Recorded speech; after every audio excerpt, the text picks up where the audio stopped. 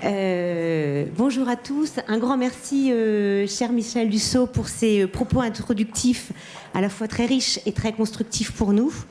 Nous allons poursuivre cette matinée concernant le récit entre collection et public par une première table ronde qui porte sur l'articulation entre le récit muséographique, les collections et le lieu pour lequel il est produit, ce que nous avons appelé dans le programme officiel l'articulation contenant-contenu.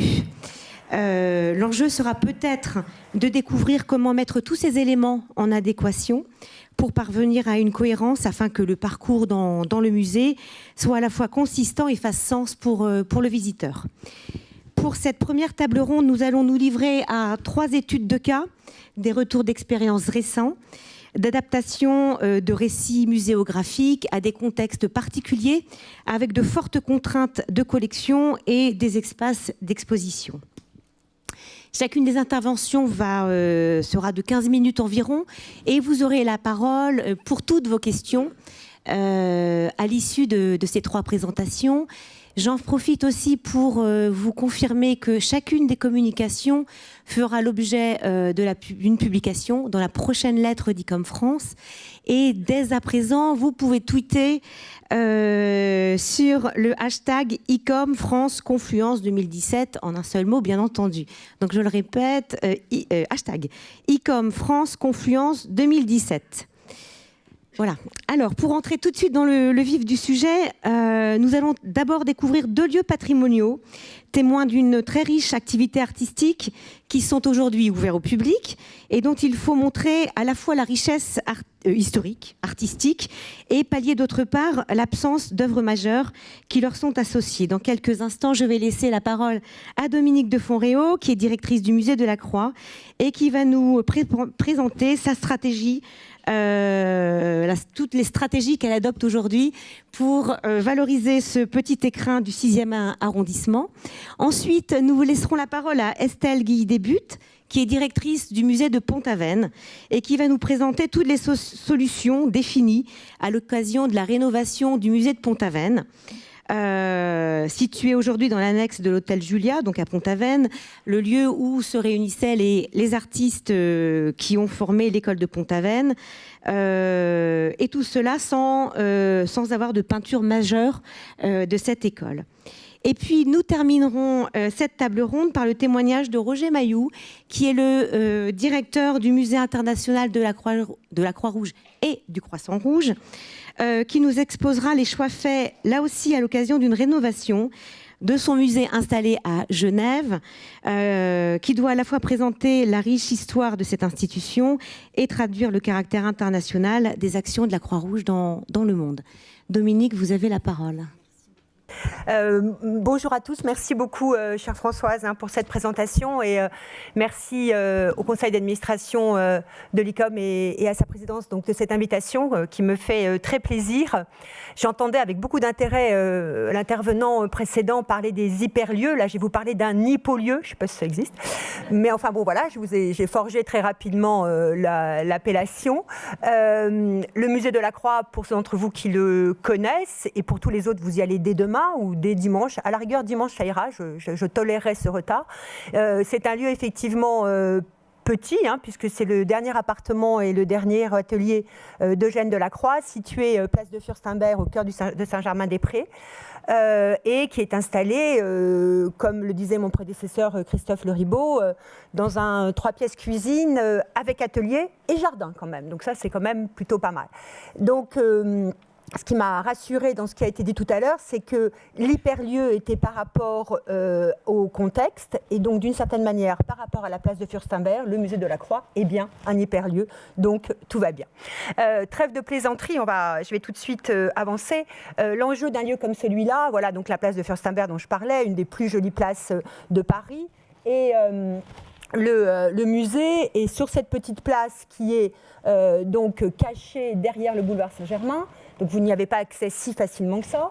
Et le musée, vous voyez, c'est cet endroit où on rentre par la porte cochère qui n'est qu'à demi ouverte puisqu'il est situé dans une copropriété.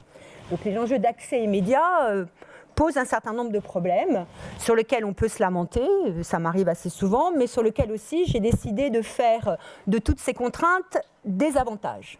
Lieu secret, mais profitez de ce secret au cœur de Paris. Lieu intime, mais profitez de cette intimité au cœur de Paris. Ça, je crois que c'est vraiment un point sur lequel il est important dans ce type d'établissement d'adapter bien sûr le récit à la singularité. Et ici, la singularité du musée de la Croix est très grande. Je ne sais pas si Laurent Lebon nous a déjà rejoint, mais cher Laurent, souviens-toi que tu me dis que je dirige le musée le plus caché au monde. Ce n'est pas faux. Un des avantages, par contre, et ça c'est un des éléments qui est fondamental comme atout, c'est qu'on est ancré dans l'histoire. Et de ce point de vue-là, ce qui vient d'être dit m'a beaucoup intéressée parce que l'échelle de l'histoire est bien celle de l'échelle du musée de la Croix, comme elle est, chère Estelle aussi, mais vous le direz tout à l'heure, celle du musée de Pont-Aven. Puisque ce lieu de la Croix l'a justement choisi entre Saint-Sulpice et l'Institut pour, par son côté justement caché, préservé, être en plein cœur de Paris et bénéficier d'un atelier qu'il a fait construire, que vous voyez ici, qui a donc été conservé, et d'un jardin que vous voyez là aussi ici, qui fait qu'en plein cœur de Paris, on a l'impression d'être dans la campagne, mais en même temps, dès qu'on sort, on a la vie urbaine et la qualité. Donc quelque chose de très surprenant dans l'expérience et qui me semble intéressant du point de vue du récit. Voilà l'atelier. Un atelier vaste que Delacroix a fait construire pour lui tout seul, alors qu'il n'avait pas d'élèves, comme vous le savez sans doute, et qui offre par sa monumentalité et ses espaces un hommage à la création artistique. Hommage à la création artistique qui est certainement la raison pour laquelle il a été préservé, puisque Delacroix était locataire et que le lieu a été transformé en musée 70 ans après la mort de Delacroix, donc très longtemps après la mort de Delacroix, qu'il aurait donc pu être détruit 10 fois, 20 fois, 100 fois, et que certainement cet hommage implicite qu'il rend à la création de Delacroix, mais à la création artistique dans son ensemble, permet qu'il ait été sauvé. Il a été par ailleurs transformé en musée par la Société des Amis d'Eugène Delacroix, qui s'est réunie à la fin des années 1920 et qui réunissait des peintres, notamment Maurice Denis, qui en était son président, mais aussi Édouard Vuillard, Pierre-Xavier Roussel, Georges Desvallières, Paul Signac, peintres qui étaient nés après la mort de Delacroix, qui ne lui étaient absolument pas liés familialement, et donc qui ont rendu hommage à cette création artistique. Donc vous voyez que si le musée a des contraintes très fortes en matière de spatialisation, d'espace, d'accessibilité, il a par contre des atouts remarquables en matière d'histoire et de découverte progressive des lieux et donc d'expérience. Donc là, j'aime beaucoup faire ma pub, donc ça c'est d'autres du jardin. Voilà. Pour vraiment partager avec vous ce sur quoi j'essaye avec mon équipe, parce que ça c'est quelque chose que je voudrais souligner, c'est vraiment un travail d'équipe. Et si on parlait de médiation à l'instant, s'il y a quelque chose qu'on construit de façon vraiment par l'équipe, c'est une nouvelle médiation au musée de la Croix qui associe, j'aurai l'occasion de répondre à vos questions par rapport à cela, tous les agents d'accueil et de surveillance du musée. C'est vraiment un projet très innovant de ce point de vue-là.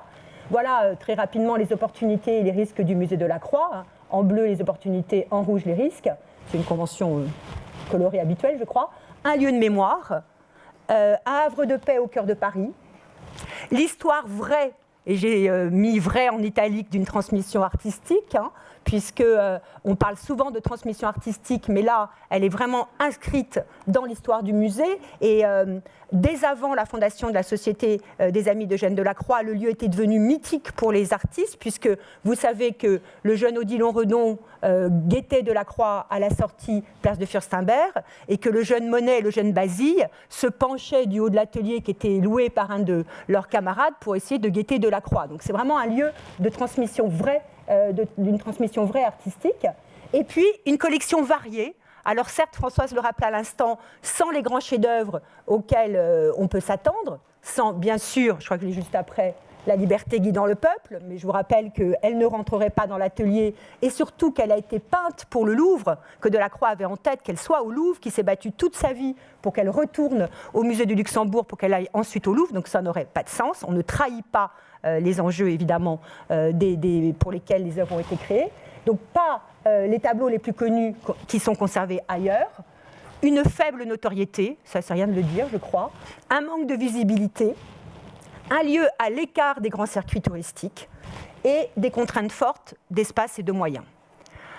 À l'ère de la mondialisation, à l'heure où va s'ouvrir dans quelques semaines, et je m'en réjouis fort puisque j'ai coordonné ce projet pendant 6 ans, le Louvre Abu Dhabi, à côté du plus grand centre commercial du monde dont on a parlé tout à l'heure. J'espère que les 80 millions de visiteurs du centre de Dubaï iront tous au Louvre Abu Dhabi, ça c'est le souhait que je forme personnellement.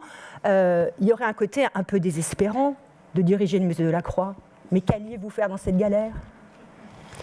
C'est un côté passionnant. Le musée de la Croix est un laboratoire absolument passionnant pour justement essayer de réfléchir à ce que nous sommes, nous, musée, et quel type de récit nous pouvons mettre en œuvre, quel type de récit nous pouvons tisser auprès de nos visiteurs, mais aussi par rapport à nos institutions. Et ça, c'est un point qui me semble important à souligner, c'est que c'est un lieu, comme tous vos lieux, dont je connais la plupart, qui peut développer une stratégie singulière. Et ce que je m'adresse plutôt aux petits musées ici, mais y a-t-il des petits musées, en tout cas ceux qui peuvent être embarrassés par le manque de moyens ou par le manque de visibilité. Nous avons des atouts essentiel parce que, comme ça vient d'être dit, nous sommes des acteurs essentiels du monde de la politique au sens du monde de notre société. Donc, quand je suis arrivée au musée, le musée qui pâtit aussi en partie, il en bénéficie, mais il en pâtit aussi de son rattachement à l'établissement public du musée du Louvre, parce que c'est le tout petit avec le très gros. Et le musée du Louvre recevant 8 millions de visiteurs par an, même si on reçoit 70 000 visiteurs par an, ce qui n'est pas rien, et je crois qu'on doit être le 50e ou 55e musée, ce qui n'est vraiment pas rien en France, on est considéré comme rien du tout. 8 millions, 70 000, vous imaginez, même si on passe à 100 000, on sera toujours rien du tout. Donc, quand je suis arrivée au musée, une stratégie au musée de la Croix. Mais pourquoi une stratégie au musée de la Croix ? Tu ouvres, tu fermes, tu viens dire bonjour aux gardiens, tu leur dis au revoir quand tu pars, parce que tu es une fille aimable. Mais bon, c'est peut-être pas raisonnable. Et je me suis prise au jeu de cette histoire-là, et j'avoue que je suis assez heureuse de vous partager avec vous cette idée-là. Et j'ai eu la grande chance, et j'en remercie Marie-Christine Labourdette et Jean-Luc Martinez, que l'un et l'autre m'aient demandé d'écrire le projet scientifique et culturel du musée de la Croix, le premier de son histoire, qui m'a offert la possibilité d'écrire la stratégie. Donc, quand on a peu de temps, je vais raconter en très peu de temps. Concevoir un récit fondé sur l'histoire du musée, et ça c'est un point important, ne pas chercher à valoriser tout de la Croix. Parce que si on commence à dire que le musée de la Croix parle de tout de la Croix, si on commence à laisser entendre que nous sommes le lieu de référence pour de la Croix, d'abord c'est pas vrai, parce que la principale collection est au Louvre, et puis on va tout de suite marcher sur les plates-bandes du département des peintures, qui est beaucoup plus gros que le musée de la Croix. Donc il faut choisir ses ennemis, mais ça vous le savez tous, comme ses alliés. Donc ne pas chercher à présenter tout de la Croix. Mais à rebours, valoriser l'histoire singulière du musée et donc insister sur ce qui s'est passé du vivant de la Croix et ensuite l'histoire passionnante, parce qu'à ma connaissance, c'est le seul musée-atelier créé par des artistes et non pas créé par les ayants droit de l'artiste. Et donc, il y a quelque chose de fondamental. Je le dis souvent en riant et notamment au public quand je fais visiter le musée. Denis est né en 1870, Delacroix est mort en 1863. Quand Denis est né, Delacroix était aussi mort qu'il est mort maintenant. Donc, pardon de le dire ainsi, mais la rencontre s'est faite autrement. Et cette rencontre, donc, par l'intermédiaire de la création artistique, elle peut se faire pour nous aujourd'hui, comme elle s'est faite pour Denis. Il n'y a pas de raison qu'elle ne se fasse pas. Nous avons la grande chance d'avoir une collection qui, si elle était partout ailleurs qu'à Paris, serait la plus grande collection de Delacroix, je le dis quand même, y compris de peintures de Delacroix. Nous en avons plus qu'au Met, plus qu'à National Gallery de Londres, enfin, plus que partout ailleurs. Mais étant à Paris, évidemment, celle du Louvre lui fait de l'ombre par essence. Mais nous sommes surtout la seule collection au monde, et ça c'est quelque chose que je valorise beaucoup, qui présente toutes les facettes de l'art de Delacroix dans un même lieu, Delacroix peintre, Delacroix dessinateur, Delacroix graveur et Delacroix écrivain. Et quoi de mieux pour établir un récit que la littérature. Et donc ça, c'est un des points extrêmement importants. Pardon pour l'anglicisme, mais je ne sais pas comment le dire bien en français. Donc Delacroix's Legacy, pour ne pas parler de l'héritage, mais c'est vrai que nous sommes un lieu fondé en hommage à Delacroix et qui permet aussi de renouveler cet hommage. Et ça, c'est un des grands points que j'ai obtenu dans mon projet scientifique et culturel. Je crois que le musée Delacroix est le seul musée national français qui peut conserver, de par son projet scientifique et culturel approuvé par la direction des musées de France, des œuvres du 19e siècle, du 20e siècle, du 21e siècle. Donc c'est une chance remarquable et une vraie singularité. Réfléchir au positionnement du musée, et essayer de voir avec qui aller chercher des alliés, et ça c'est un point extrêmement important, et puis mettre en œuvre une politique d'exposition qui soit liée à l'histoire de Delacroix ou à celle du musée. Donc depuis 3 ans, vous voyez Delacroix et l'antique liés à la façade, les objets marocains qui sont notre collection, et puis cette année, sur la fondation du musée, Maurice Denis et Eugène Delacroix, une exposition qui vient de se fermer et qui a reçu 37 000 visiteurs en 3 mois, avec un succès commercial très important, donc je ne peux que m'en réjouir. Donc très rapidement, le lieu s'inscrit dans une série d'hommages à Delacroix que vous connaissez, mais c'est pour le plaisir de l'œil. Donc on a vu Fantin-Latour, Cézanne, Denis à nouveau. Vous voyez qu'ici, comme je le dis aux enfants, dans cette esquisse préparatoire pour le décor du Petit Palais, Delacroix est le boss de l'art français. Il est là 2 fois, avec son portrait et avec la liberté. Et il est au-dessus de toute la génération qui l'a suivi, Renoir, Degas, Cézanne, Gauguin. Un point important, c'est, et là vraiment je me suis mis dans les pas de Maurice Denis, et j'ai essayé de retrouver l'esprit du lieu, c'est choisir le musée et non pas le mémorial. Et ça, c'est vraiment Maurice Denis qui l'a mis en œuvre. Voilà le musée, voilà l'atelier quand il le sauve. On est en 1922 ici. Donc ce n'est pas en très bon état, mais ça existe toujours. Et voici le dessin qu'il en fait au même moment. Donc à la fois assez fidèle, mais vous voyez qu'il a déjà en tête ce qu'il va mettre en œuvre ensuite, c'est-à-dire qu'il a cette vue en contre-plongée qui, d'une certaine manière, élève le musée, lui donne une certaine monumentalité, mais il a aussi multiplié les arbres, comme si c'était une belle au bois dormant qu'il fallait venir réveiller, et ça me semble tout à fait intéressant. Donc choisir le musée, pas le mémorial, c'est-à-dire que Denis avait dit que si c'était simplement un lieu ouvert, sans collection, sans exposition, 10 ans, 15 ans après le sauvetage des lieux, la question se reposerait. Il a fait le choix de la vie et du musée vivant. Et je crois qu'il faut toujours se rappeler que, étant conservateur du musée, étant professionnel du musée, nous gérons des lieux vivants, des lieux de mémoire, mais des lieux vivants. Delacroix intime, Delacroix écrivain, c'est le rapport à un certain nombre d'éléments de notre collection, le portrait de Thalès Fielding, avec qui il a partagé un atelier. Une pièce d'atelier très belle qui a été acquise il y a quelques années, qui est une étude d'atelier. Les manuscrits de jeunesse que nous conservons au musée Delacroix et pour lequel nous avons une édition littéraire en cours avec Flammarion. Et je suis très contente que ce soit un éditeur à la fois beaux-arts mais aussi littérature qui les publie pour ouvrir Delacroix en dehors de notre seule corporation des historiens d'art, parce que si on ne se parle qu'à nous-mêmes, on n'ira pas très loin. Le brouillon de l'habitation au Saint-Georges, donc autant par notre collection, et l'acquisition l'année dernière, j'en suis très fière, du premier portrait de Georges Sand par Delacroix, qui permet de souligner un rapport à l'écrit, un rapport à l'intime. J'ai mis ici la nécessité d'une stratégie singulière, j'aurais pu mettre l'obligation d'une stratégie singulière, donc une campagne institutionnelle forte qui met en valeur les atouts. Je vais vous la montrer tout de suite. Elle a été créée avec un nouveau logo que vous voyez ici au printemps dernier. Et vous voyez qu'elle joue sur le lieu, elle joue sur le havre de paix, sur le jardin. Elle ne promet pas ce que nous ne sommes pas, c'est-à-dire le lieu de référence de Delacroix, mais elle promet ce que nous sommes, une expérience vraiment singulière de découverte de lieux à Paris. Une stratégie numérique audacieuse et active. Nous avons 260 000 followers sur Facebook. Donc on est, je crois, à la 7e ou 8e page Facebook des musées français. Très active et on sera heureuse de vous l'ouvrir parce qu'on est très partageurs. Les publics au cœur du musée avec un projet de médiation qui a formé l'ensemble des agents d'accueil et de surveillance et qui aboutit aujourd'hui à des visites découvertes et des accueils mis en œuvre par les agents d'accueil et de surveillance, mais qui m'a beaucoup mobilisée, c'est-à-dire que je les réunis toutes les semaines, donc c'est aussi une implication importante. Et puis la mise en réseau, et ça j'y tiens beaucoup, avec les autres musées ateliers, parce que s'il y a peu de chances que je fasse venir des tours opérateurs chinois simplement sur le musée Delacroix, En revanche, en s'associant au musée Atelier, et nous sommes membres aussi du réseau Maison des Illustres depuis 2016, nous pouvons promouvoir Paris comme la ville des musées Ateliers et donc intéresser des tours opérateurs.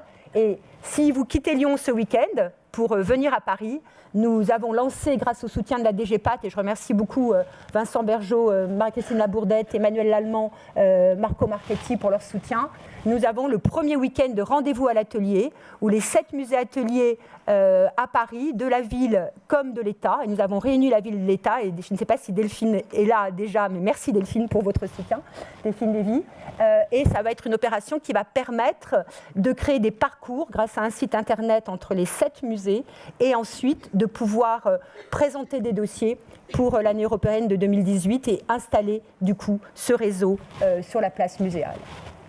Le public au cœur du musée, ça vient d'être dit, je serai rapide, une société en pleine mutation avec des nouvelles attentes, des nouveaux mondes, des nouveaux modes de découverte et des nouveaux mondes aussi. Donc il faut renouveler le désir du musée.